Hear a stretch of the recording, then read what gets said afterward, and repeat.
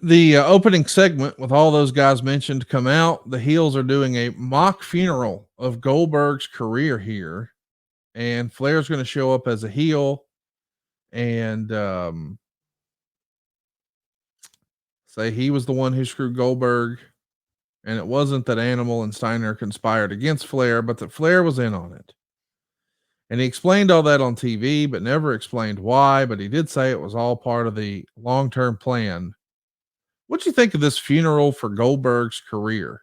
Were you a fan of this creative? Because it feels kind of weird.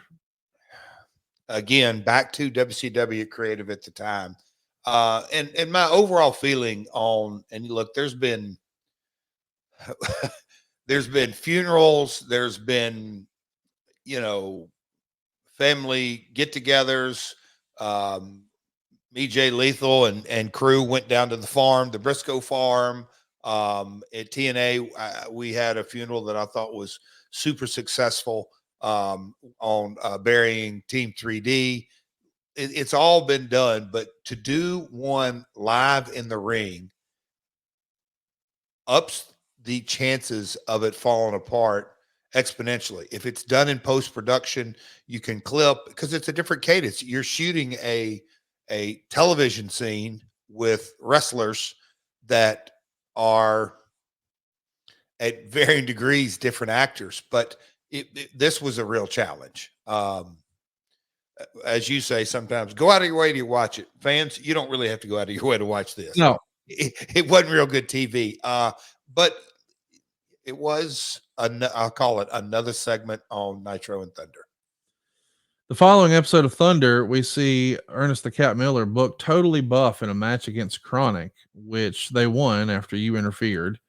DDP comes down to help. Flair's going to help book DDP and Jarrett in a fight for the main event. That match goes to a no contest as Nash, Chronic, Miller, Scott Steiner, Luger, Bagwell, and Animal all interfere. My goodness.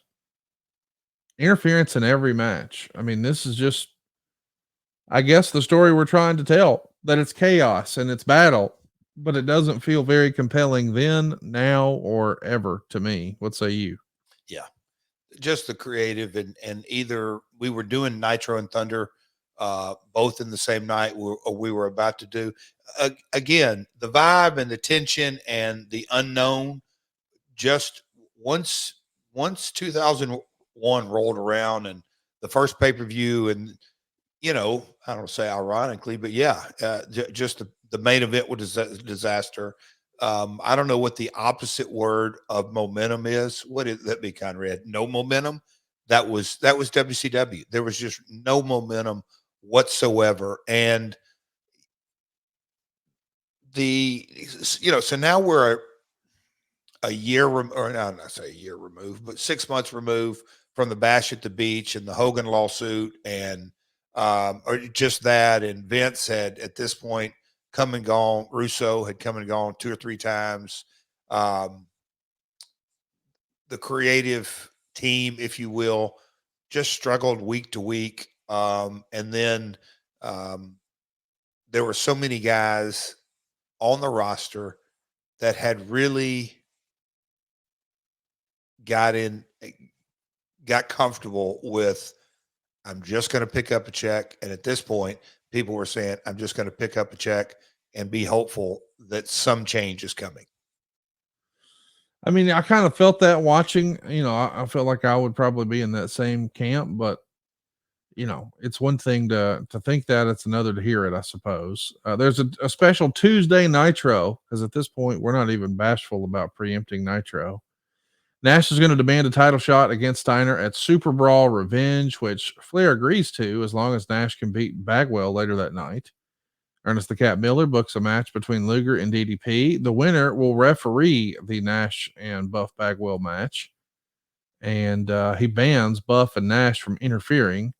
Luger wins his match after Jarrett hits DDP with a guitar, so he's going to be the ref for the main event.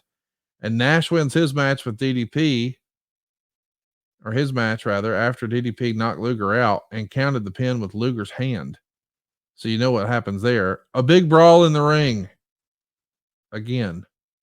Man, I kind of forgot you guys came to Huntsville. I lived here and I was not here. February 19th, Huntsville, Alabama. Just a show. Not terrible, but it lacked in star power, according to the Observer.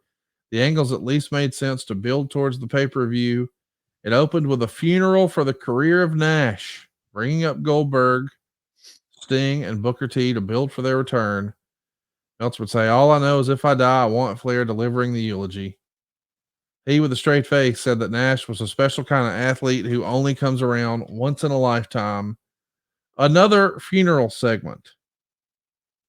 Yes. That's Another. in a month.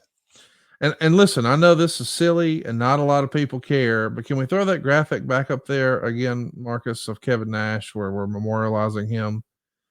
I just want, listen, this is important. Context is important. And I know this is silly, and some people will say, yeah, who cares? As a reminder, this show happened in Huntsville, Alabama. And we're looking at a graphic here that says Kevin Nash, RIP, February 18th, 2001, which is also the same date Dale Earnhardt died. That's a little like, I understand. We think we got to have a freaking, I just don't understand why nobody had the foresight to think, hey guys, there really was a famous person who died yesterday in Daytona, Florida. And we're running a funeral angle with the same date that guy died. Like there's just, I don't know. It feels like that was a blind spot in a major way. That the day That's the day he died. That day. That's Sunday. Yeah, he died in the afternoon. The pay-per-view was that evening. But do you remember where you were at when you found out Dale passed away? I remember people talking about it in a gas station. I was not watching. I've never been a NASCAR fan. I wasn't watching. But if you grew up in the South, you knew who Dale Earnhardt was. Oh, there's no doubt. You knew about the black car, and you knew about number 3, and you knew about the Intimidator and Rubbins Racing. And even if you didn't watch the stuff, you knew about it. And people were talking about it at a gas station. And I was like, wait, what?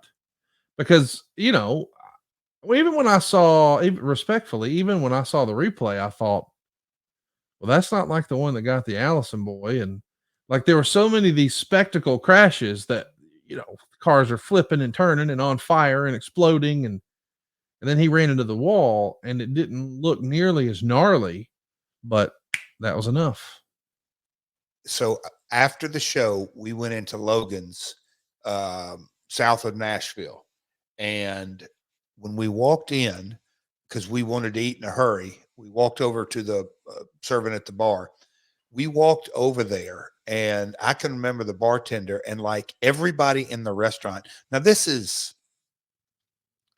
I don't know, 9:30, 10 o'clock, no, whatever the show, so 10 o'clock at night, whatever it may be, all this. But the restaurant was still pretty full, and the bar area was still pretty full. And I don't want to say people were whispering, but it was not your normal crowd.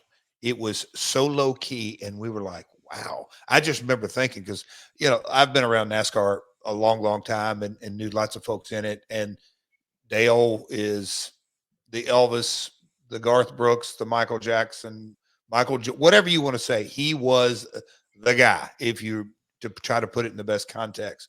But I mean, it was somber in there. It was because like you said, the wreck happened and it was quick recap. It was at the very end of the race. The race finished. It wasn't like in the middle of it. It was all that. So they did it, finished the race and they knew it was bad. And, the race went off and I remember because it was show day, but I still was aware of all that. But by the time we get to Logan's and all that, now his death and the reactions begin to come out, obviously pre-social media. But man, Conrad, that's why I remember. Okay, Karen gets mad at me if I can't remember to stop by the grocery, but I remember things like this in my career. But it was a very somber, almost eerie feeling in that restaurant, and people were glued and listening. No music playing, but they were listening to every word on all the different newscasts that Dale had passed away. It was wow. And now here you're talking about our wrestling world that I can't believe we did that, or they did that, or I was a part of that. But creative's creative, and I guess the creative folks were not NASCAR fans and had no idea. I don't know. It's amazing to think that we still went forward with this silly funeral idea and a graphic with the same date, but we did. And did this air Yeah. on Thursday of that week? He passed away Yeah. on Sunday. Yes. And it aired on Thursday. Wow. So, okay.